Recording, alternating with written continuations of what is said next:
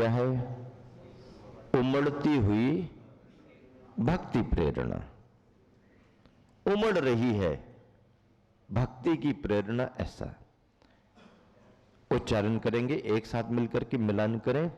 सोहम तथापि तो भक्ति वशान मुनीश कर्तुम स्तवम विगत शक्तिरपि प्रवृत्ता प्रीत्यात्म वीर्यम विचार्य मृगे मृगेन्द्रम नावेति किम निज शिशो परिपालनार्थम नावेति किम निज शिशो परिपालनार्थम।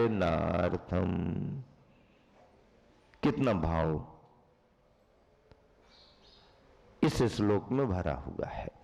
सोहम तथापि तो भक्ति वशान मुनीश कर तुम स्तवम विगत शक्तिरपः विगत शक्तिरपि प्रवृत्तः प्रीत्यात्म वीर्य मविचार्य मृगी मृगेन्द्रम नावेति किम निज शिशो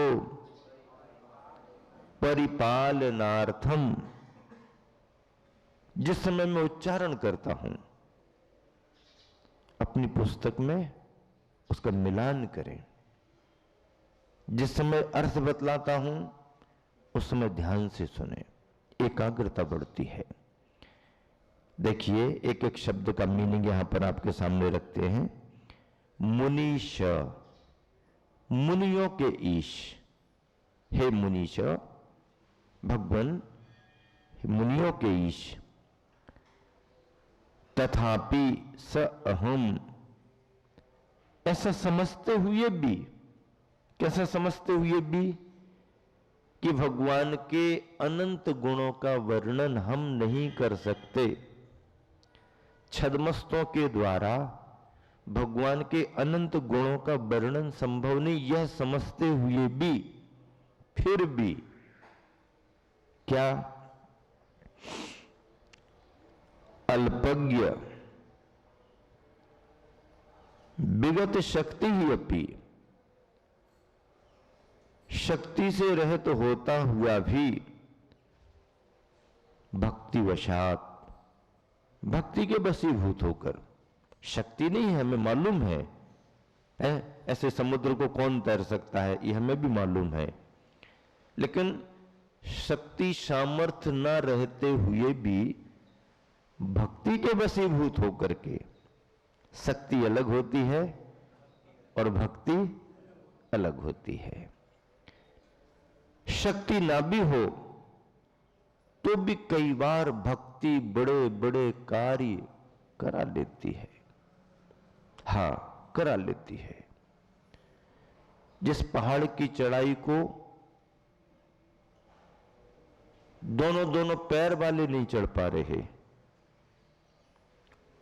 उन पहाड़ों की चढ़ाइयां विकलांग भी कर रहे हैं, विकलांग दिव्यांग भी कर रहे हैं। कैसे? पैर नहीं चढ़ रहे हैं, उनके अंदर की निष्ठा चढ़ रही है, उनके अंदर की भक्ति, उनके अंदर का जो जज्बा है वो उनको ऊपर ले जा रहा है।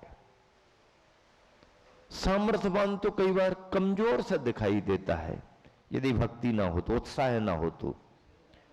सामर्थ्यवान भी उत्साह के अभाव में कमजोर दीनहीन सा दिखता है, और जिसके अंदर उत्साह है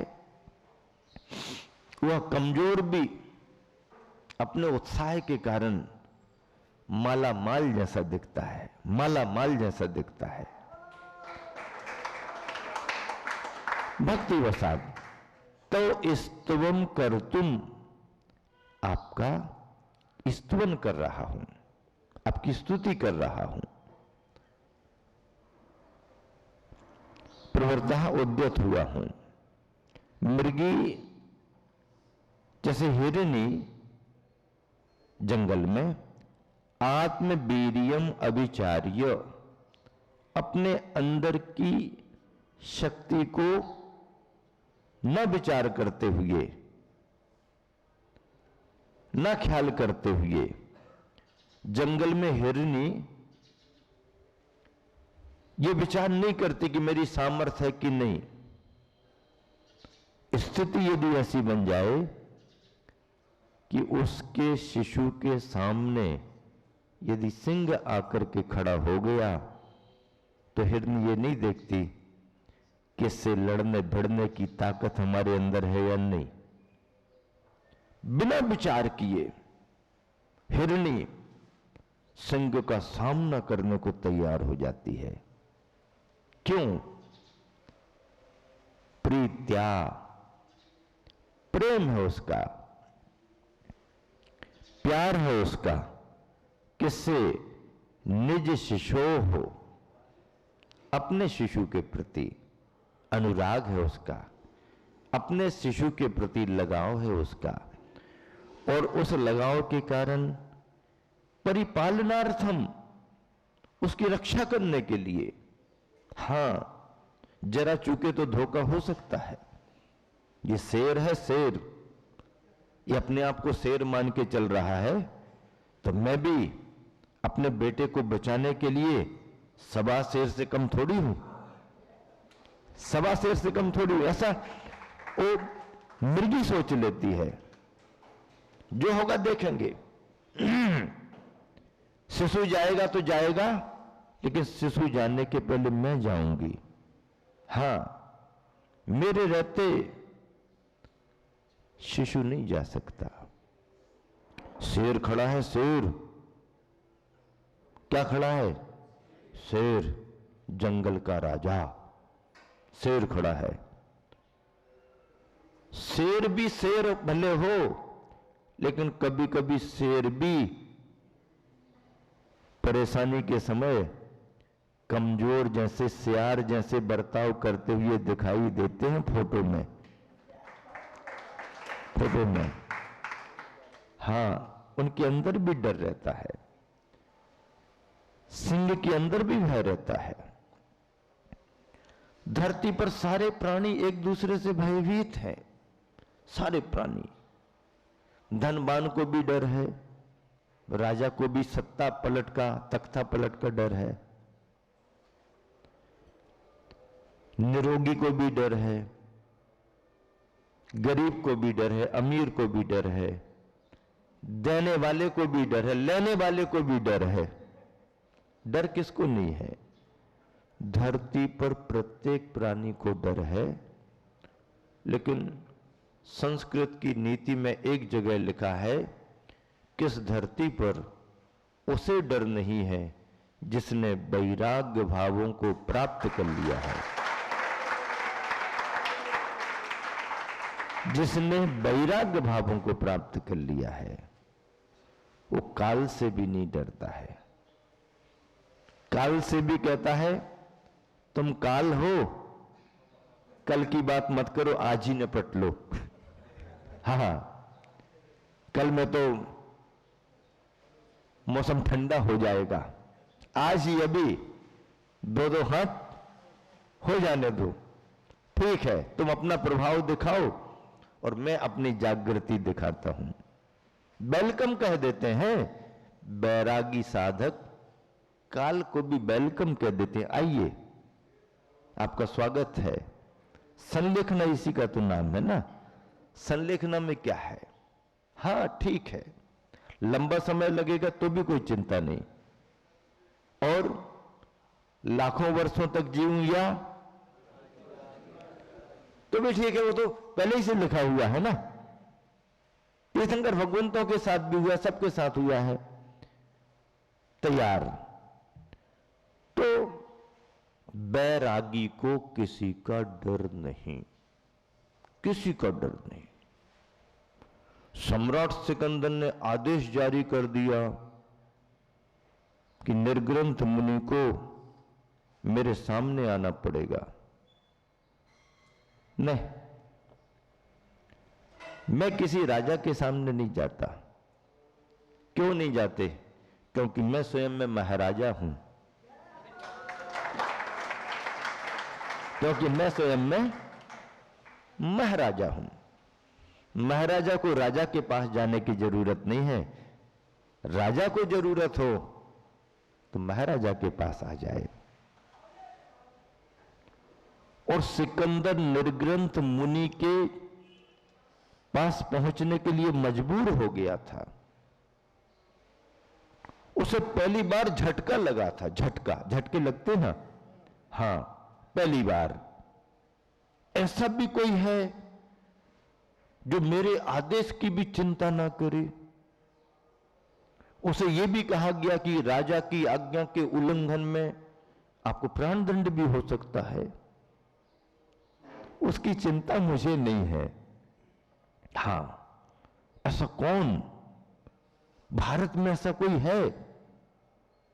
मेरे गुरु ने कहा था, जब मैं विश्व विजय के लिए निकल रहा था, तब मेरे गुरु ने, सिकंदर कहता है, मेरे गुरु ने कहा था, बाकी देशों की बात छोड़ देना, भारत में यदि जाओगे तो वहां पर सब कुछ मिलेगा, उसके बीच में विचित्र विचित्र साधना करने वाले योगी भी आपको मिलेंगे, योगी मिलेंगे आपको।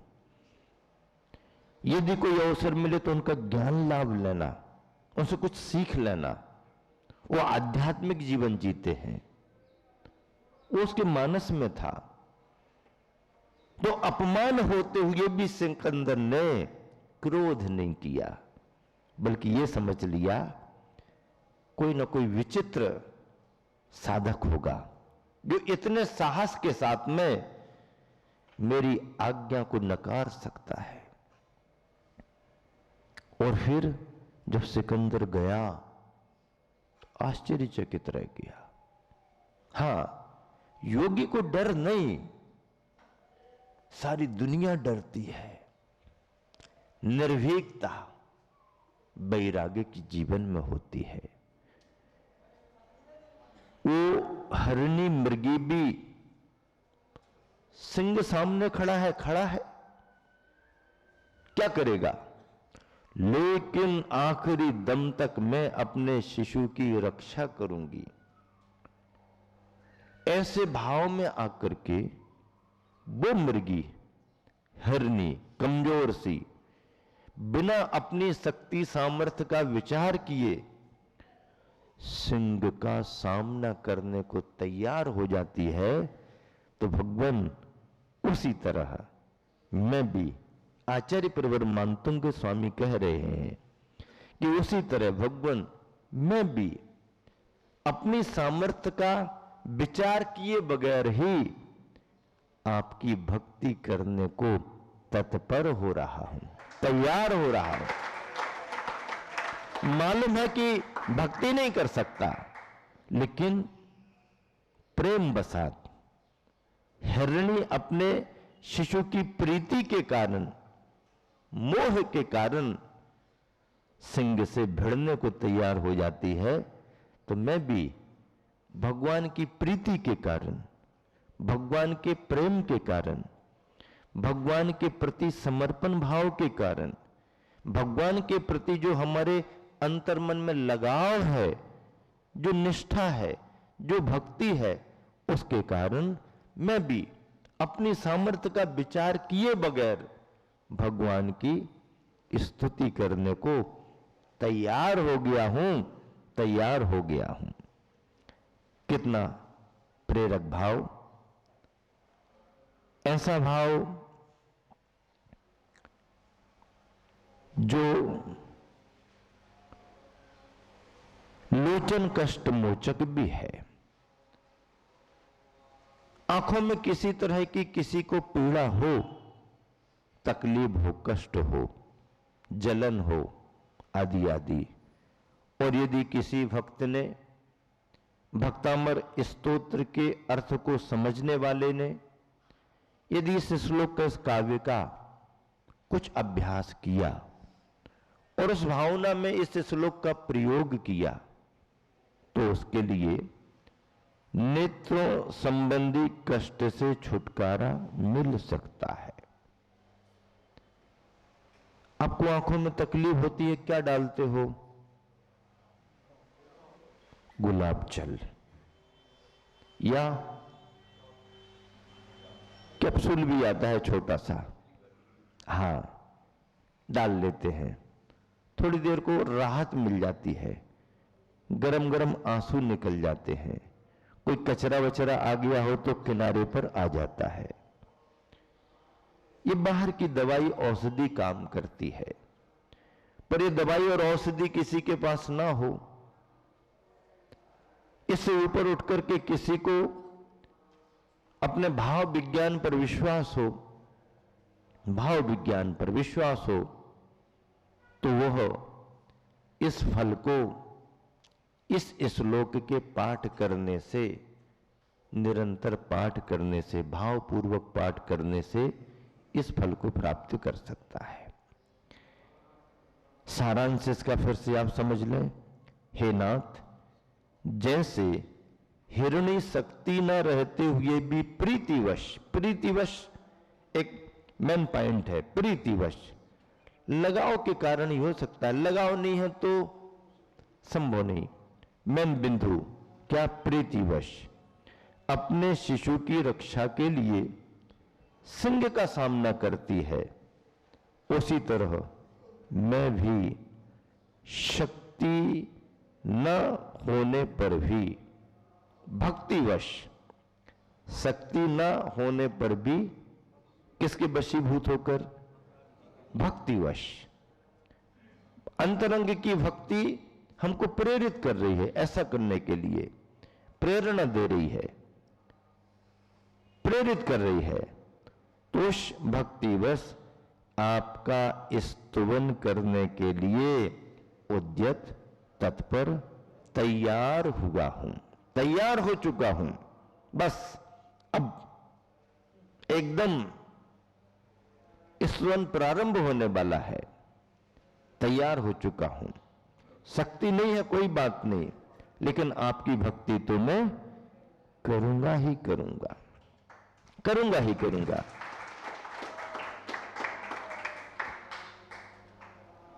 किस समय ये भक्ति की जा रही है? जिस समय उपसर्ग चल रहा है, संकट का काल चल रहा है। ऐसे संकट के काल में, घोर उपसर्ग में आचार्य मानतुंग अपने अंतरंग के भावों को भगवान की भक्ति में प्रकट कर रहे हैं। रिद्धि मंत्र है ओम ह्रीम अर्हम कोष्ठ बुद्धि रिद्धे, कोष्ठ बुद्धि रिद्धि प्राप्तेभ्यो नमः।